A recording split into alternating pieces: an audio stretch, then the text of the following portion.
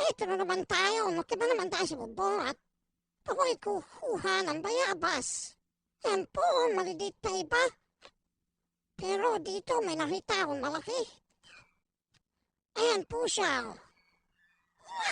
And medyo hilaw-hilaw pa pero mahinom sa ilalim yan. Yan, meron pa rin dito. Magnet. Palalaking pen.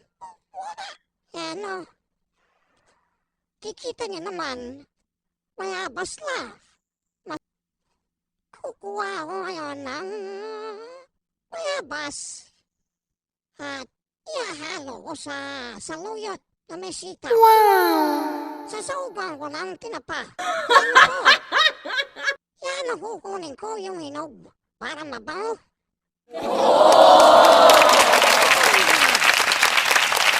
Yan ba ang ito? Meron po ko dyan isa. Hali, dalawa yung kukunin ko. Yung nakatago na naninilaw na yan. Yun ang kukunin ko. Tsaka yung isa dito. Iba po maliliit pa. Pero ilang araw lang sigurado